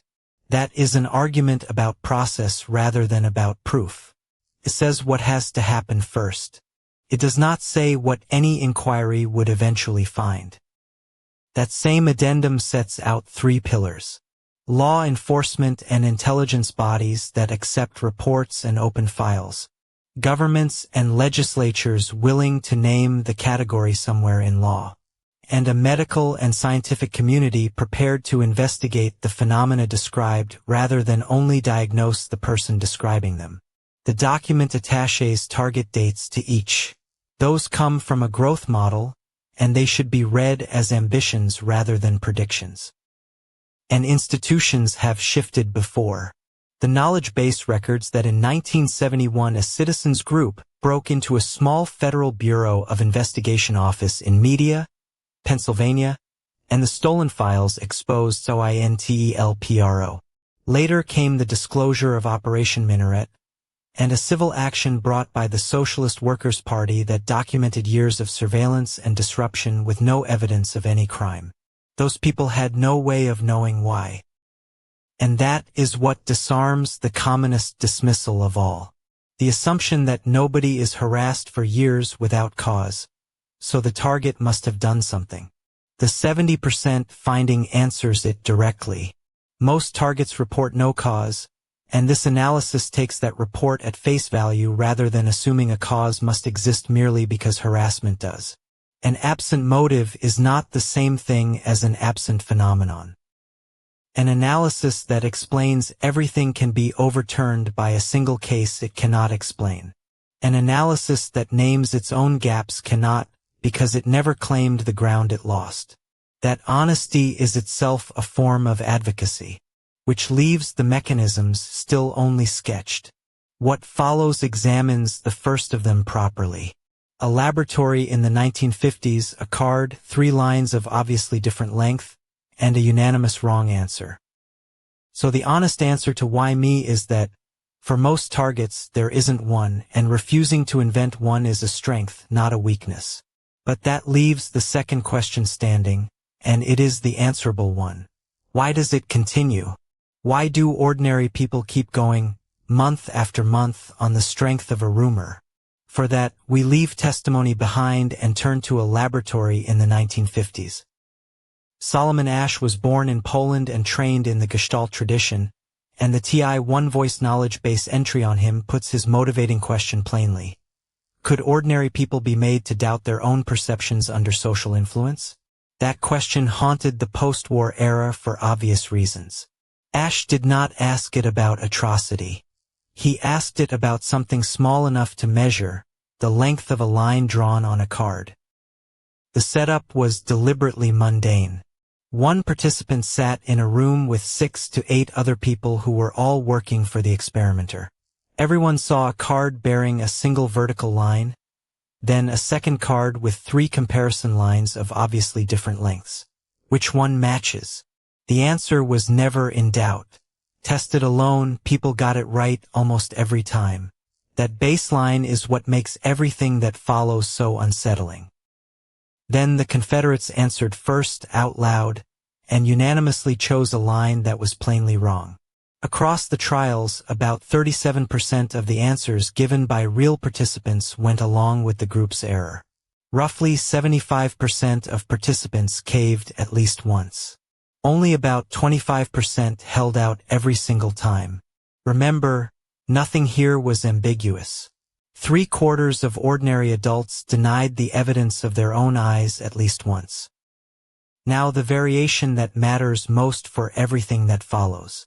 Asch added one Confederate who broke ranks and gave the correct answer. Just one. The rest of the group carried on being wrong. Conformity collapsed, from around 37% to roughly 5%. A single visible dissenter was enough to free the great majority of participants. Not a majority of allies. 1. Hold on to that number. The chapter builds its whole intervention argument on it. A second variation is just as telling. When participants wrote their answers privately instead of speaking them aloud, conformity fell sharply again. That single change tells you what was actually happening. Nobody was persuaded. Nobody looked at the short line and came to genuinely see it as long. They were capitulating in public and dissenting in private. Asch had measured public compliance, not private conversion, and the distinction runs through this entire section.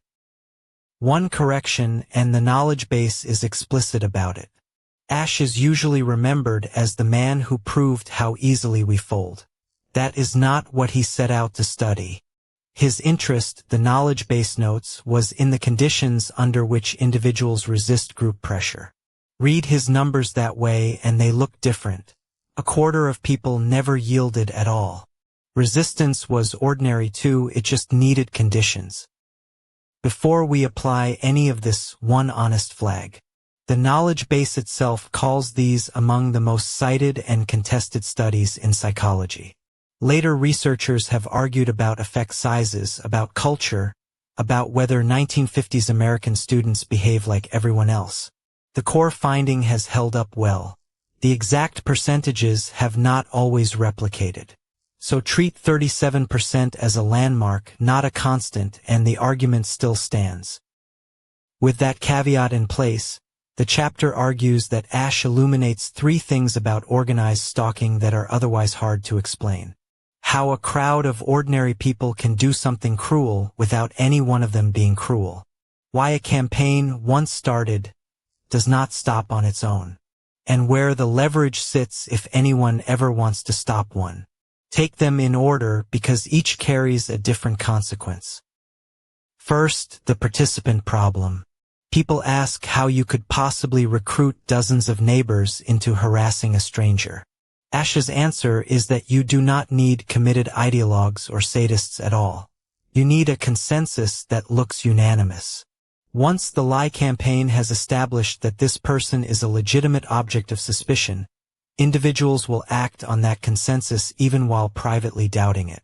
The behavior follows the pressure, not the belief. And the consensus is self-sealing, which is the part Asch makes visible. The rumor arrives already presented as settled fact. Anyone who doubts it keeps that doubt to themselves, because dissenting from a unanimous group is expensive. Their silence is then read by everyone else as agreement. The apparent unanimity grows, and with it the cost of speaking up. Nobody has to lie for this loop to run. Silence is enough. It is worth separating two experiments that often get blurred together. Stanley Milgram, whose doctoral work built directly on Asch's, studied obedience to an authority figure giving orders.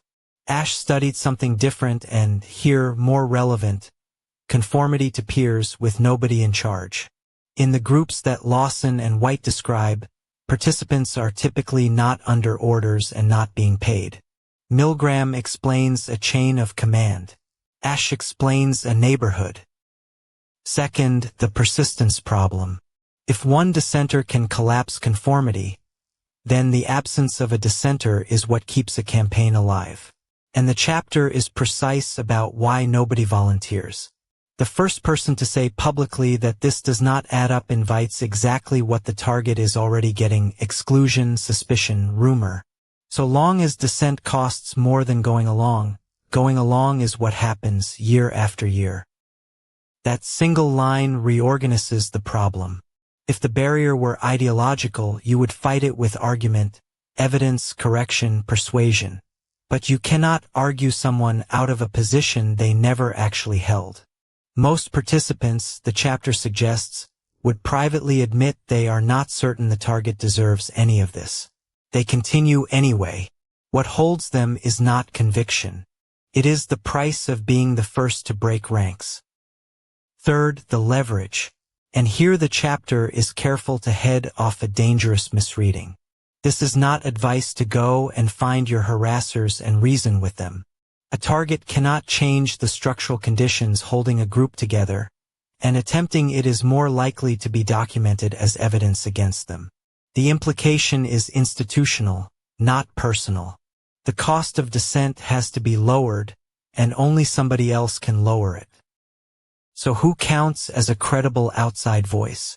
The chapter names a few: a community leader, a respected journalist, a law enforcement officer willing to take the complaint seriously. Add the workplace, the clinic, the elected representative. None of them need to believe the whole account. They need only to question publicly whether the treatment of this person is justified. That is the Asch ally transplanted out of the laboratory. This is exactly where TI One Voice's own strategy sits. Its Milestone Zero paper, in the knowledge base, argues that recognition must come before justice and sets three pillars: law enforcement, legislatures, and the medical and scientific community. Read alongside Ash, that is not only advocacy. It is an attempt to manufacture the institutional ally whose absence on this analysis is what lets a campaign run indefinitely. One dissenter built at scale. There is a mirror image here that the knowledge base draws out. If one ally can free a person from a false consensus, then isolating someone removes that protection completely. Entries on coercive persuasion describe isolation as the mechanism that leaves the group as the only source of validation. Targets describe exactly this: friends who drift away, family who cannot follow the account. That is why peer communities matter more than they look. Now the limit stated plainly. Ash measured undergraduates judging lines in a room for 20 minutes. Nobody has run an Ash experiment on a harassment campaign, and nobody ethically could. The transfer from the laboratory to the street is an argument by analogy, a strong one, drawn from the most replicated literature in social psychology, but an argument. It predicts the behavior targets describe. It does not, by itself, demonstrate it. So conformity gets us this far. It explains why people join in while privately doubting, and why nobody breaks ranks first. What it does not explain is the thing targets report most often, that neighbors who once seemed uncertain end up genuinely convinced. Public compliance somehow becomes private belief. For that we need a second mechanism and a second laboratory. Leon Festinger, Cognitive Dissonance, and the Lie That Makes Itself True. Conformity explains why a person acts against private doubt. It does not explain what happens to the doubt afterwards. Ash's subjects went along with the group and knew all the while that the group was wrong. The accounts in this chapter describe something else. People who began uncertain end up sincere. The doubt does not survive the doing. For that, we need a second body of research and a second name. The name is Leon Festinger, and the idea is cognitive dissonance. It says something simple. When a person holds two thoughts that do not fit together, the mismatch is physically uncomfortable, and the discomfort pushes them to change one of the thoughts until the pair sits quietly again. Here the two thoughts are these: I am a decent person, and I have been helping to harass someone who did nothing to deserve it. That sentence is the whole of it. We tend to imagine the sequence running one way. People believe a rumor, and because they believe it, they act. What Festinger's work suggests is that the arrow also runs backwards. People act, and because they have acted, they come to believe. Belief is not only the cause of the harassment. It is also, over time, one of its products, and that reversal changes everything. Faced with that mismatch, a participant has two ways out, and they are not equally priced. One is to stop and to admit that what they did was unjustified. That means confronting yourself as someone who hurt an innocent person for no reason. The other is to decide that the target must have deserved it after all. No apology, no reckoning, no cost. Festinger's model predicts that people take the cheaper road. Watch the repair happen.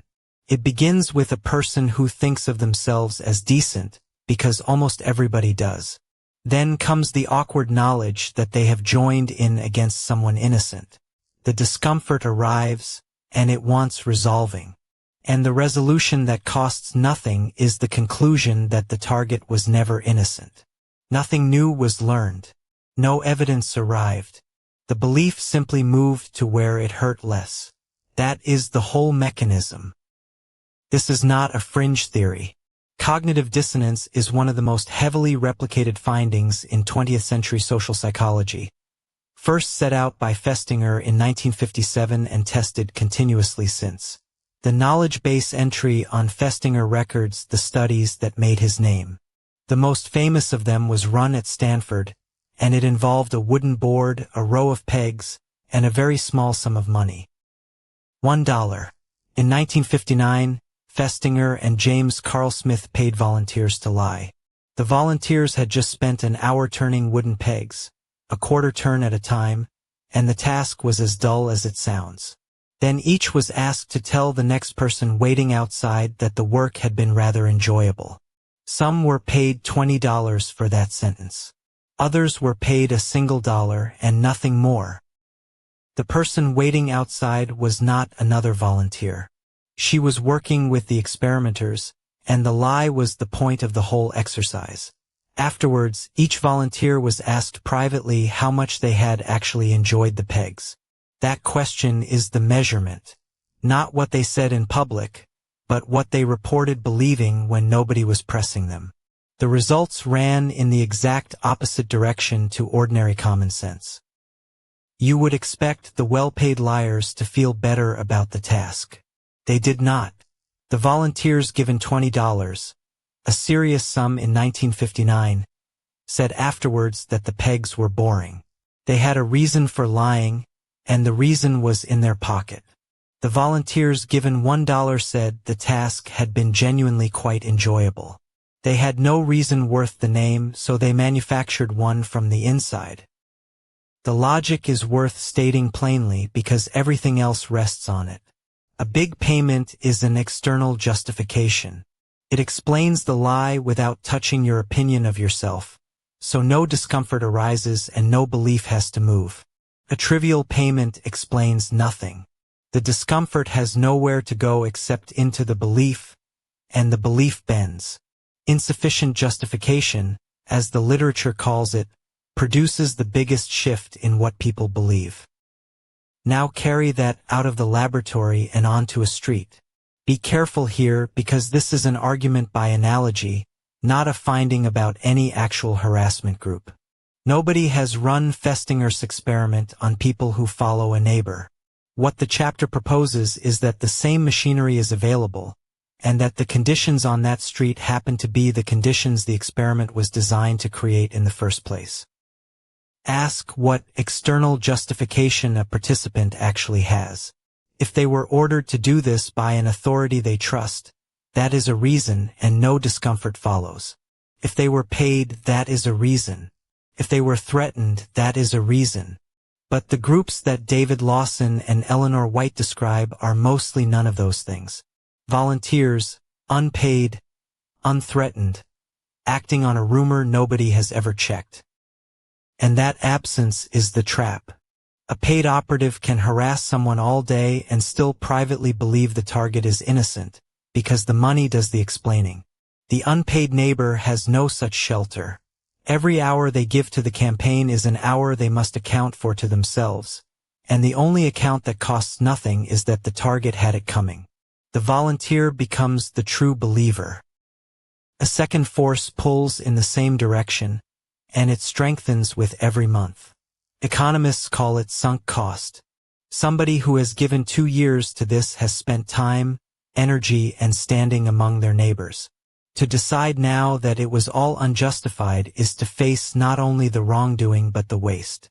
The deeper the investment, the more expensive the reversal, and the louder the reasons to keep going. Which inverts something we normally assume. We expect time to wear a grudge down.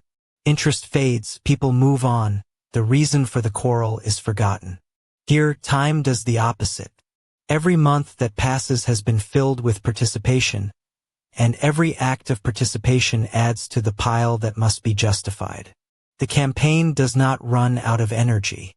It accumulates, month after month, the very thing that keeps it running. So the loop closes. Doubt gives way to participation. Participation demands justification. Justification hardens into belief. And hardened belief licenses the next escalation, which will need justifying in turn. Notice what is missing from that circuit.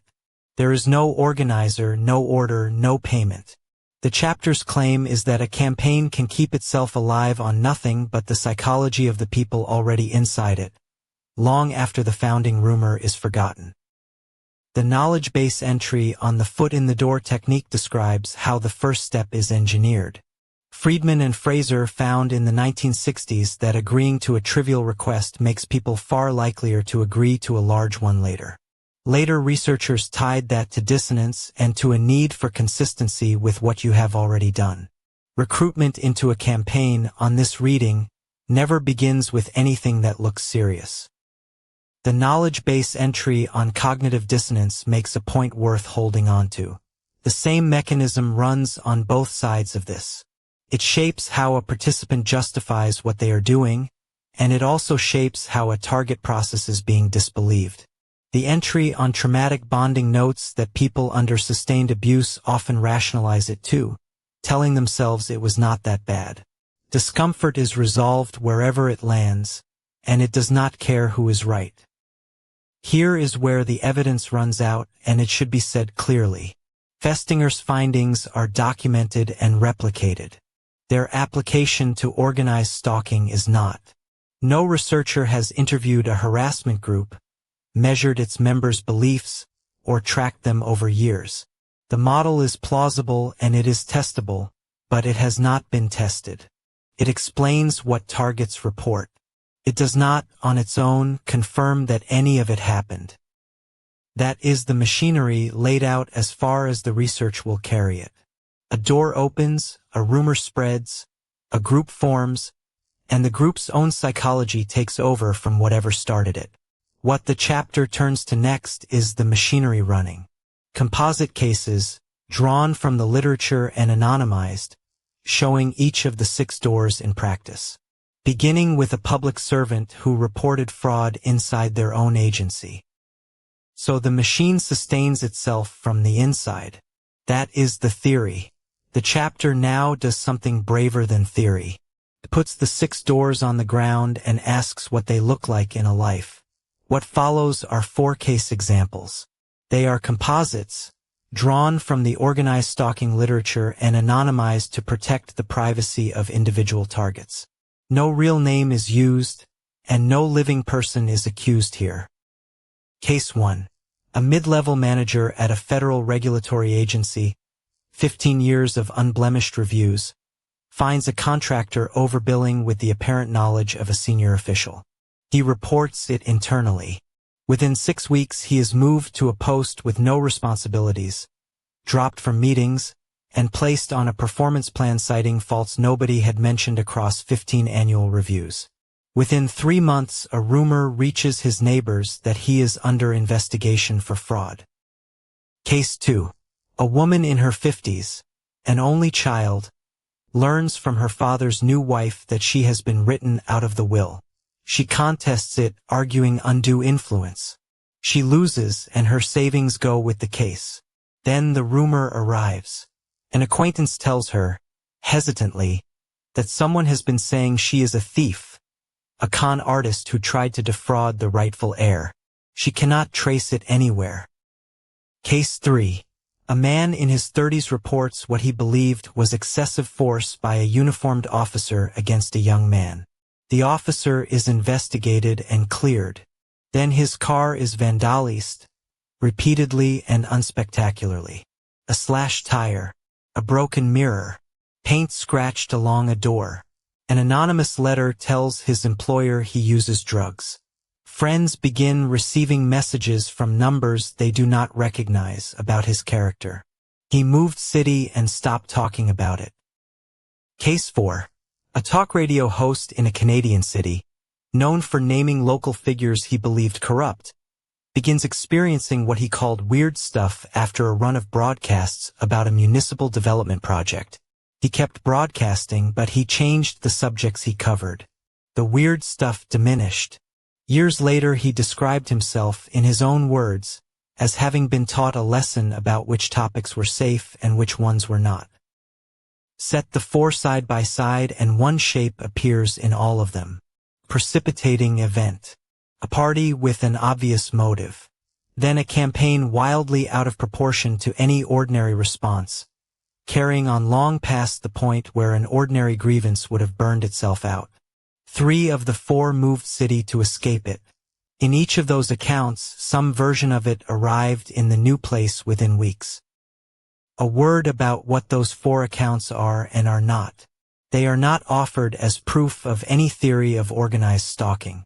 They are illustrations, composites assembled from patterns White and other documentarians describe, meant to give the categories operational texture. Treat them as a sketch of a shape, not as a verified record. That distinction is not politeness. It is the difference between an argument that survives scrutiny and one that collapses on contact. And here the chapter says the hard thing out loud. Independently verified case studies in which the precipitating event, the perpetrators and the campaign are all documented to a standard that would survive cross-examination, do not exist in anything like the numbers the reported scale would suggest. That absence is not a footnote. It is itself a finding. The infrastructure for investigating this was never built, so the evidence stays thin. In the absence of that infrastructure, targets built their own. The knowledge base describes long event memory logs, attack log templates shared almost identically between people who never met, and structured documentation interviews scored for corroboration and completeness. It also records the limit honestly. Those logs, it says, carry no recognized evidentiary value in court. They are a paper trail assembled by the people nobody official agreed to keep records for. That is an achievement and an indictment at once. That is where Chapter 3 stops arguing and starts pointing. This book is one case made across 50 parts, and the questions left open here are either answered later or honestly abandoned later. So the chapter ends with a map of where each thread is picked up. It is worth walking through slowly, because it tells you exactly what to listen for in the episodes still to come. Listen for the numbers and for the history. Chapter 5 takes the known doors model to the statistics and asks whether something explaining 3 cases in 10 can fit the demographics of the target population. Chapter 6 returns to the lie campaign and asks what separates a person who accepts recruitment from one who refuses. Chapter 8 sets peer approval against the historical record, and the knowledge base supplies the comparisons there, COINTELPRO, and the East German Service's documented program of decomposition. Which brings us back to the distinction this whole episode has been built on. Selection and continuation are different problems. They run on different mechanisms, they need different evidence, and they point toward different interventions. One of them, why a particular person was picked, currently has no answer for most targets. The other, why it does not stop, rests on decades of replicated experimental psychology that has nothing to do with this subject. Assemble the episode. White's opening claim is that the unanswered question of why you is not a side effect of the crime but its best protection. Because every institution starts from motive and cannot start without one. 6 doors are traceable and they cover roughly 3 targets in 10. The lie campaign explains not the selection but the persistence. And the engine driving it is ordinary, well-studied psychology. That separation is the chapter's real contribution. And then the number that will follow the series to its end. Roughly 7 targets in 10, on White's estimate, can point to no precipitating event whatsoever. Handle that figure carefully. It is not an epidemiological study with a sampling frame and confidence intervals. It is one experienced observer's estimate, built from years of correspondence. But even at half that certainty, the shape holds. The unexplained case is the normal case. Now the honest inventory. Nothing in this episode identifies who selects a target, by what criteria, or on whose authority.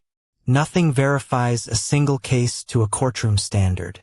The 70% figure is one observer's estimate, not a measurement.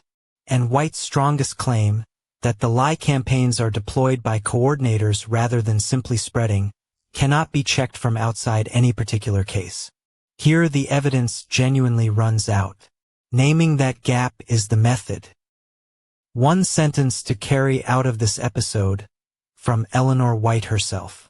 The why you question, she writes, is the greatest barrier to exposing and stopping organized stalking. Read it as an engineering statement, which is how a career engineer meant it. A missing answer is not an empty space. It is a working part. It keeps the police report from opening, the doctor from listening, and the story from ever getting told. The sources for this episode.